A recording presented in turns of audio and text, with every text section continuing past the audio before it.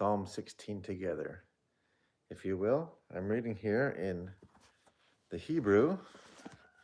This is my Reader's Hebrew Bible. It has helpful explanatory definitions here on the bottom of some of the more difficult words. With the Hebrew text here, we're going to be looking at Psalm 16. It's right here in the Hebrew.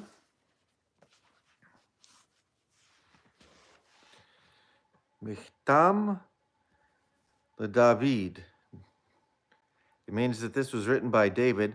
This is one of those titles. The Psalms have titles that came down to us just with all of the other texts, not the little introductions that your publisher might put in there, but they have titles like this one says,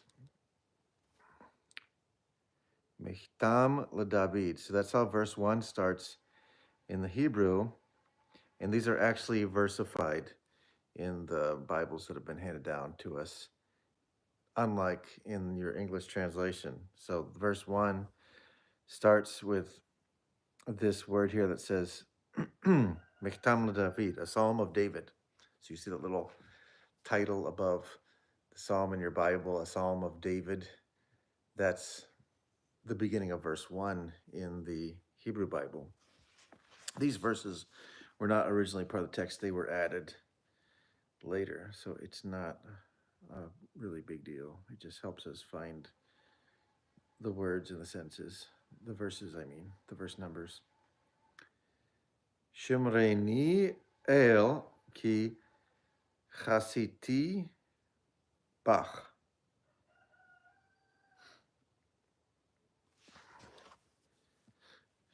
So I like to use the Greek Septuagint as a crutch because my Greek is a little bit, goes a little bit faster in my head than Hebrew does. So I like to read in the Greek translation from 200 BC, very important translation. It's quoted about 85% of the time in the New Testament. When there's a quotation from the Old Testament, it's from this ancient Greek version from Alexandria, Egypt in 200 BC. Phulaxon me kuria hoti episoi elpida.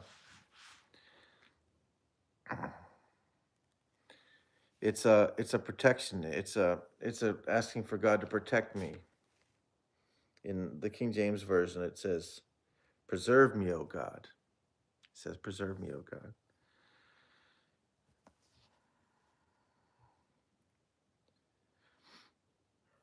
Now, the word God here is El. Sometimes it's Elohim. Here it's the short form. It's just El. We're in, for those who just joined us, I'm in Psalm 16, verse 1. Preserve me, O God, for my refuge is in you. He chasiti. Hebrew is kind of cool. Just one word, chasiti, means my refuge. They put the possessive marker on the end of the word. So it would be chasa, but would be refuge. But my refuge is chasati. Bach. Verse 2. Amrati, I will say to you, Yahweh. Now I was taught in seminary to never say the word Yahweh. It's a Jewish custom. For one thing, we aren't 100% sure how they said it historically, because the Jews, as a rule, never say the name of God, which is Yahweh, which has sometimes been called Jehovah, but that's actually a mistake through the misunderstanding of what the Jews were doing. And what they were doing was they have these three letters. They have the Yod, Hey, Vav, Hey. And these three letters, they're kind of like YHWH. So that's the name of God. It's 4 letters. Now, Hebrew doesn't have vowels, it's consonantal. All Semitic languages are consonantal. That means originally it was only consonants. It had vowels, they would speak vowels, but they weren't written originally. Later, little marks were added. You can see here in the Hebrew text, there's these big letters are all consonants, and the little marks under them, or above or to the side, are vowels. Those points were added later, those vowel points. So we have these 4 letters, sometimes called the tetragrammaton, which means 4 letters, which is the name of God. Well, the Jews never say it because there was this superstition about taking the Lord's name in vain. The commandment is, thou shalt not take the Lord's name in vain. But they said to themselves, okay, if we never say his name, then we can't take it in vain, right? So it's better not to say it. So they substitute a different word when they come across the name of Yahweh in the Bible, and they say Lord instead. It's just a general word for Lord that can also apply to human beings sometimes, just like the word Lord in English. And so that word is Adonai. So they put the vowels for Adonai under the consonants Yod He Vav He, and that's where this Jehovah comes from, through the German pronunciation of those scholars who were some of the first to study Hebrew in the Western world. And so and so I was taught in seminary to say Adonai like the Jews do when you come across that name. But I think I'm going to start saying the covenant name of God. There's nothing unlawful about that. The Lord gave us his name to say it. And we're not like the Pharisees who are making extra rules on top of what God has commanded. So I'm going to go ahead and start saying Yahweh. Okay, so let's start again with verse 2. We're in Psalm 16, verse 2. Amarta Yahweh Adonai. I will say to Yahweh, my Lord. So you actually have the word Adonai here. Yahweh, my Lord. I will say to Yahweh, my Lord, Ata, you, Tovati. Oh, this is sweet. You are my goodness. You are my goodness. Imagine a man being so filled with love, appreciation, worship for his God that he says, you are my goodness. Everything that is good, that is wholesome, everything that I love, everything that is my happiness, everything that is good and not evil in my life is you. That is what David here, the author, is saying to Yahweh. Imagine in the ancient world, there were many people who worshiped many different gods, and they were mostly held in fear and bondage. They didn't love their gods. They wanted something from them.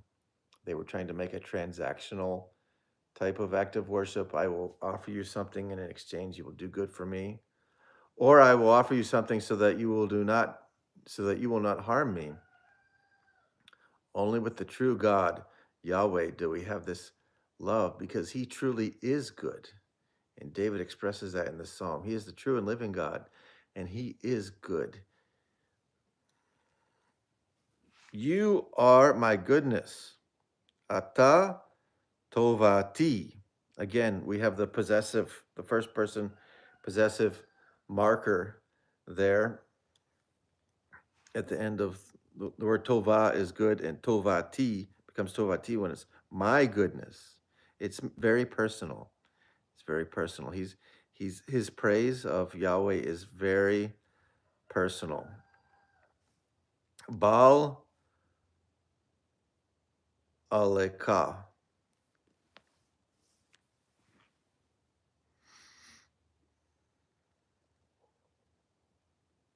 Tovati Baal aleka. My goodness is not other than without you. I'm being helped here by Jerome. Jerome translated the whole Bible into Latin. He was the best scholar of the 4th century AD. He translated this as the Latin Vulgate. This is a Latin version of the Bible from the 300s. And interestingly, he's got translations here side by side, page by page. Was this the first parallel Bible? Maybe, because in the Psalms, Jerome has the same psalm translated from the Greek Septuagint, this one that I was looking at for help, and the Hebrew on this side. So we have a little, and we're looking at,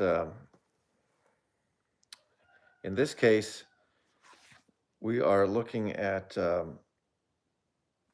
15 because the numbering's got a little bit off in the Greek Septuagint and it translated into Jerome's version. So it used to be called, what is Psalm 16 in our Bibles used to be called Psalm 15, and that's the way it is in Jerome's. None of the text was missing, but two of them were, 8 and 9 were combined into one, and so they have one. We're one number back. Okay, so here's 15. So I'm using this as a crutch because Latin is easier for English speaking, and I also speak Spanish and French, and so Latin is pretty easy for me. And it uses the same alphabet that we do, so that makes it easier. So I'm using this ancient Latin version as a crutch. Bene mihi non est sine ti. I have no goodness without you.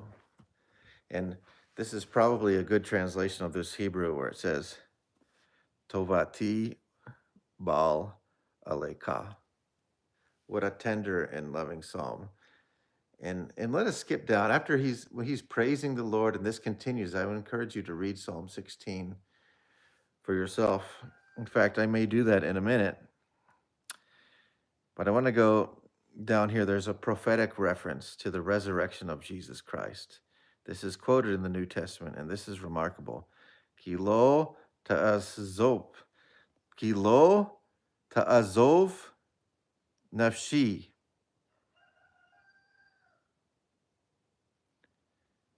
L'shaol.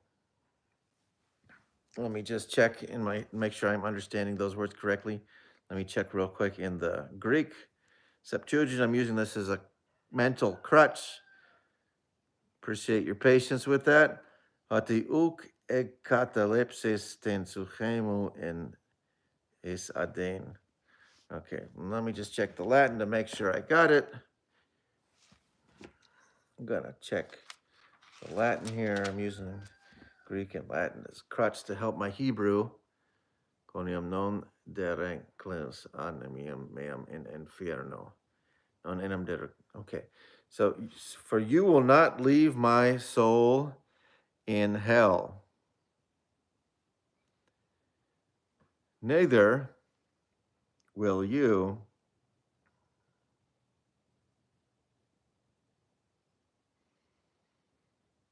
give. Checking the Greek and the Latin again. Nec dabi sanctum tuum videre corruptionem. Neither will you give. Yeah, that's right. That's the Hebrew word. Te tain, because the Hebrew word for give is natan. So I'm just trying to make sure I have the right word in my head while I'm translating it for you. Okay.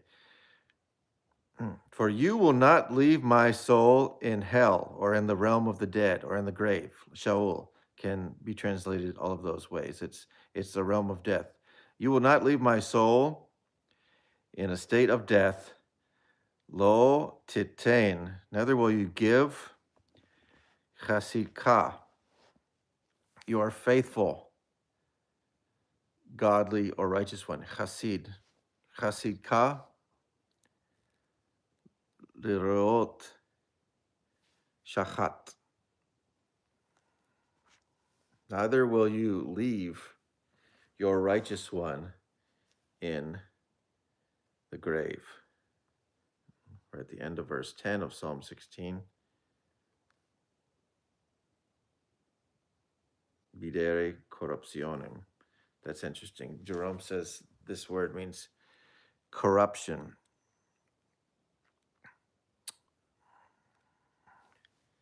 And what does the Greek say?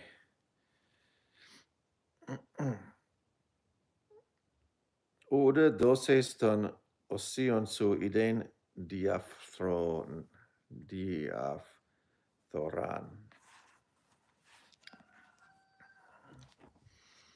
Okay, very interesting. And the King James says, "Holy, neither will you let your Holy One to see corruption." So, shachat can be translated as corruption. But my note here says it means pit or grave. But this is a glorious prophecy of our Lord Jesus Christ,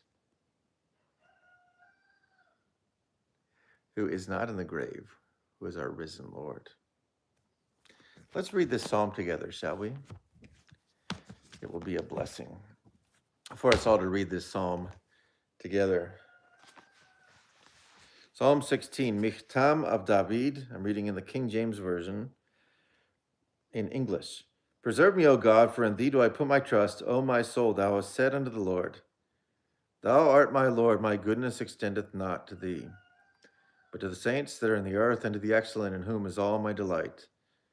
Their sorrows shall be multiplied that hasten after another God. Their drink offerings of blood will I not offer, nor take up their names into my lips. The Lord is the portion of mine inheritance and of my cup. Thou maintainest my lot. The lines are fallen unto me in pleasant places. Yea, I have a goodly heritage. I will bless the Lord who hath given me counsel. My reins also instruct me in the night seasons. I set the Lord always before me, because he is at my right hand, I shall not be moved. Therefore my heart is glad, and my glory rejoiceth. My flesh also shall rest in hope. For thou wilt not leave my soul in hell, neither wilt thou suffer thine Holy One to see corruption. Thou wilt show me the path of life. In thy presence is fullness of joy. At thy right hand there are pleasures forevermore. And let me just remember real quick that reference here to, where is the Mark? No, it wouldn't be in Mark. I'm looking for the reference to the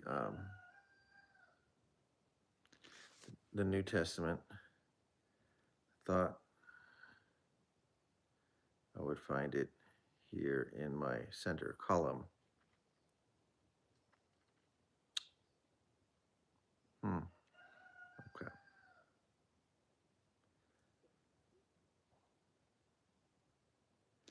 Mark 1:24.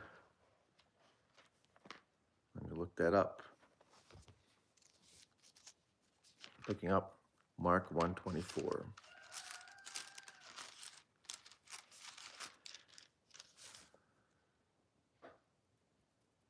Oh, the Holy One of God. Okay, they're making a reference to him being called the Holy One of God. So there we have it. So may the Lord bless you. And Jesus said, I am the resurrection and the life. If any man believe in me, though he die, yet shall he live. Do you believe this? Do you believe this? Is Yahweh your portion and inheritance? Does your goodness, do you have goodness without him? No, for all goodness is in him. And so come to Yahweh and find goodness through his Son, Jesus Christ, whom he has sent. And be very blessed today.